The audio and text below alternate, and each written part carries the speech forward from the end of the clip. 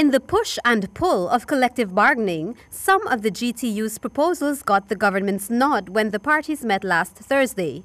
Some of the union's proposals got the government's partial agreement while others were shot down. Education Minister Nicolette Henry says there are valid reasons why the administration and the teachers' union could not reach accord on some of the union's proposals. The issue of salary and debunching, we did not agree on at all. Meaning the government proposed a ballpark figure. In the case of debunching, we're looking at $200 million to address the debunching issue for the year 2018.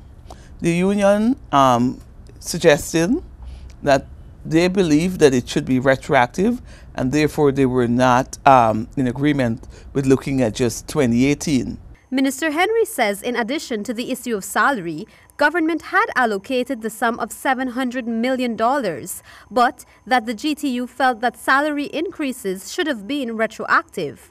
She explained that coming out of that meeting, it was agreed upon in principle that the government and the union would meet subsequently to address issues that were not resolved at that first meeting. So my understanding, and at least the agreement that came out of that meeting, is that we will meet subsequently.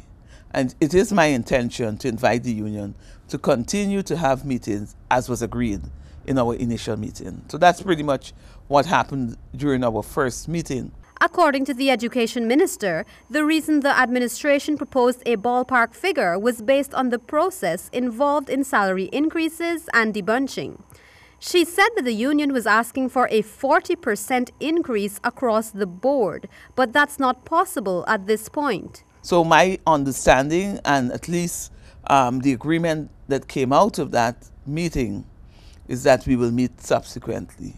And it is my intention to invite the union to continue to have meetings as was agreed in our initial meeting. So that's pretty much what happened during our first meeting. Minister Henry added that the government had no ulterior motive in awarding that ballpark figure.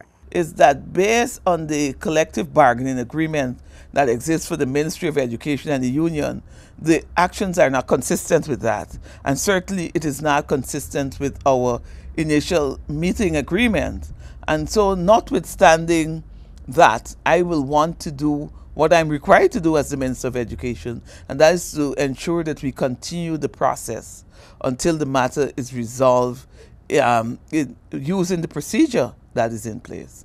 Reporting for HGP Nightly News, I am Kristen Macklingam.